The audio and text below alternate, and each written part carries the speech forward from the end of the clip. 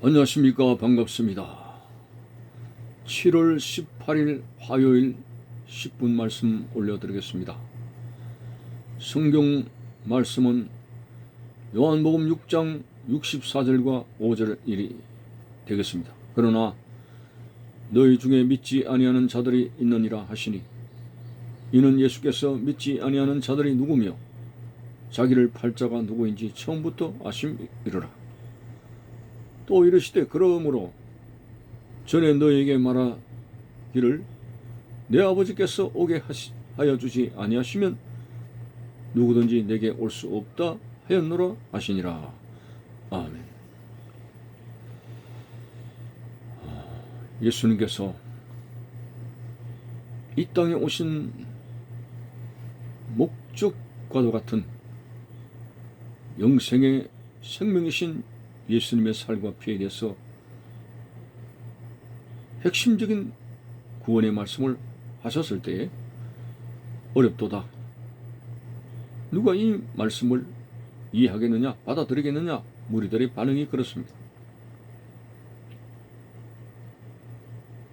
이런 상황 속에서 예수님께서 오늘 본문에 너희 중에 믿지 아니하는 자들이 있다. 하늘의 말씀을 하여도 그 말씀을 믿지 아니하는 자들, 받아들이지 않는 자들이 있다고 지적했습니다. 오늘 예수님께서 믿지 아니하는 자들이 누구며 자기를 팔자가 누구인지 처음부터 아심이르라, 가룟 유다까지 거론하여 설명했습니다. 오늘 이 본문에 대해서 조금 난이도가 있는 말씀을 드리는 것은, 자신을 팔자가 누구인지를 아시면서도 왜 가룟 유다를 제자로 삼으셨는가, 이런 질문이 나옵니다. 그것은 마치 에덴 동산에 선악과를 먹으면 인간이 타락하고 죽게 되는 것을 아시면서도 왜 에덴 동산에 선악과를 만들어 세우셨는가? 아예 그것을 없이 만들지 아니하셨더라면 인간이 타락도 죽음도 없을 것이 아니냐, 이런 질문과 왜 예수님께서 가룟 유다를 자기를 팔자로 알고 계시면서 제자로 받아들였는가, 이런 말씀과 더불어서 이게 말씀의 난이도가 좀 있는, 우리가 이해하기 좀 어려운 그러한 본문이 되겠습니다. 여기서 예수님께서 아시는 것과 또 하나님께서 인간의 자유의지를 존중하시는 그러한 원리가 같이 병행되고 있습니다. 예수님께서는 가룟 유다를 제자로 불렀습니다. 제자로 불렀습니다. 12 제자의 한 사람으로 불렀지, 자신을 팔자로, 악의 도구로 부르지 아니하셨다는 사실을 분명히 선을 그어서 이해해야 됩니다. 그렇다면 왜 제자로 부른 가룟 유다가 예수님을 팔자로 알고 계시면서 제자로 받아들였었느냐 하는 것은, 하나님께서 창조하신 인간의 자유의지를 결코 침범하지 아니하시는 하나님의 섭리가 있습니다. 가룟 유다를 제자로 불렀지만은 가룟 유다 속에 있는 그런 이해력과 탐욕이 가룟 유다의 의지대로 되어져 갔고, 그가 탐욕을 버리고 진정 예수님을 하나님의 아들로 받아들이느냐 안 받아들이느냐는 것은 인간의 자유의지, 하나님께 주신 자유의지의 영역입니다.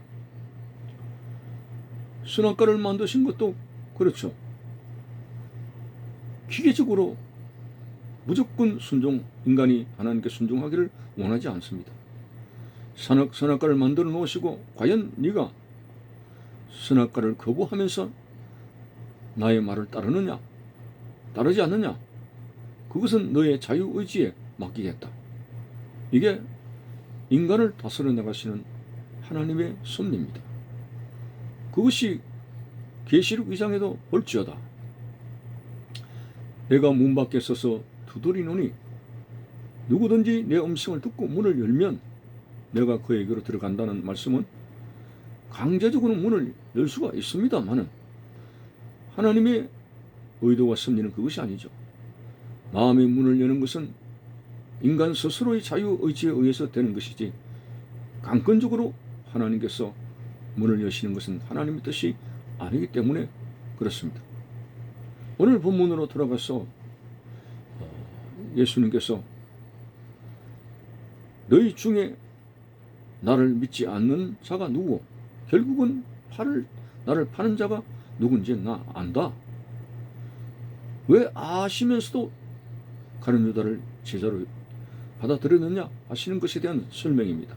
하나님께서 자유의지를 존중하시는 것이고 인간이 하나님의 뜻을 받아들이느냐 받아들이지 않느냐 하는 것은 하나님께 주신 인간의 자유의지의 영역이기 때문에 강권적으로 역사하시는 분이 아니라는 것을 우리는 깨달아 알 수가 있습니다. 어쨌든 이 가룟 유다는 제자로서의 12제자의 자리가 보통 큰 자리가입니까? 하늘의 12보좌에 12지파를 형성하는 그 엄청난 영광과 참 그 의상이 있는데도 불구하고 가룟 유다는 계속적으로 육신의 관점에서 생각을 하는 거예요. 주님이 우리나라의 왕이 되시면 내가 한 자리 하지 않겠느냐.